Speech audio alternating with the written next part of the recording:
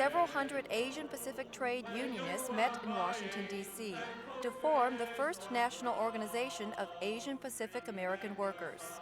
We've had a situation where 40% of all recent immigrants are from the Asian Pacific region, and we need to make a home within the AFL-CIO for those individuals. A lot of them are being exploited in garment factories and in other places of work, working very long hours, low pay. The implication and condescending treatment Ward's Code imposed upon us was very belittling. I resent the fact that not only was I considered a second-class citizen, but a second-class worker. I was enraged by the fact that my rights as a human being and a worker were disregarded. It feels really, really good after over a century to finally be here within the House of Labor. Several hundred of us strong, meeting together to form an Asian labor organization.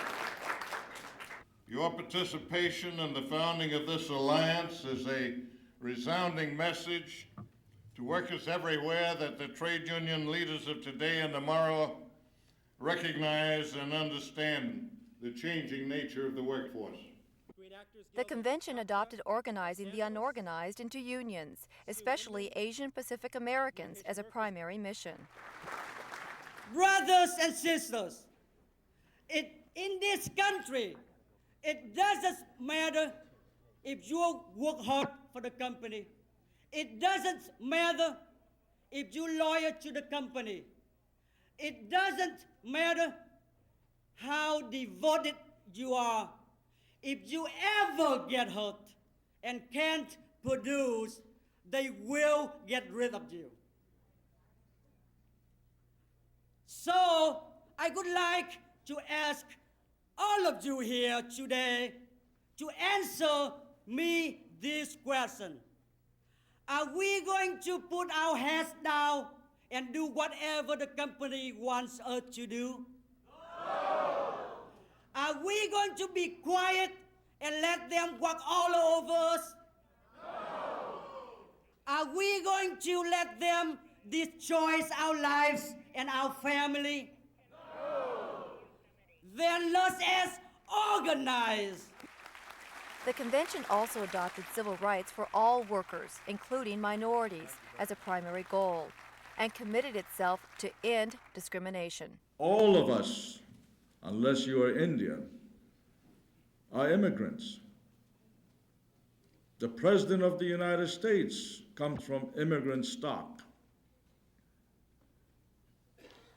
I suppose the police officers, the 4 of them in the Rodney King case, don't believe that they are of immigrant stock, but they are of immigrant stock. Most of us here came in voluntarily. One group of immigrants came in involuntarily, and they were the Black Americans, one of the saddest chapters in the history of the United States. But keep in mind, we are all immigrants. And as a result, of all the countries in the world, this country has no room for racism. Thank you very much.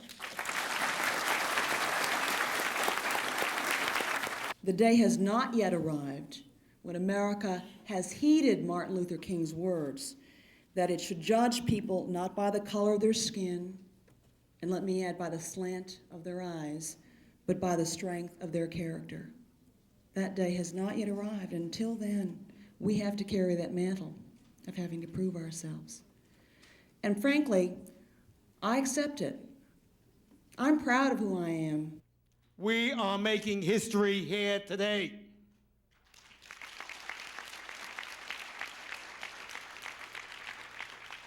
We are building a new room in the House of Labor. And we are writing a new chapter in the history of the American labor movement, and that demonstration today in which we participated is a clear indication of that. APALA demonstrated its commitment in Washington by marching to the Justice Department to protest the police acquittal in the Rodney King beating. Justice!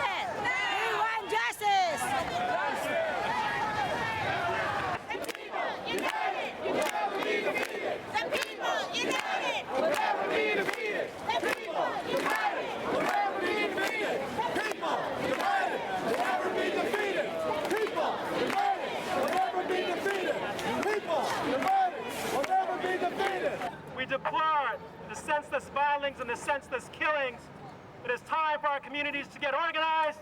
It is time for Asian Americans and African Americans and Latinos and white working people to get together. And it is time to forge a common agenda that will defeat the George Bushes, will defeat the Clarence Thomases, will defeat the attacks on our civil rights, the attacks on affirmative action, the attacks on the standard of living of the American people. Thank you very much. Since the convention, APALA has been continuing the march for justice, training a new generation of Asian Pacific American organizers, supporting union organizing campaigns, reaching out to the community, building political power, and fighting discrimination against Asian Pacific Americans in the workplace and in the community. For the first time in history, we have our very own organization within the House of Labor, the Asian Pacific American Labor Alliance. This signals a new era for Asian American workers across the country. It will strengthen the organizing of the unorganized. It will strengthen the bridges between the Asian American community and the labor movement, and it will begin to advance an agenda that represents the interests of all working people in this country.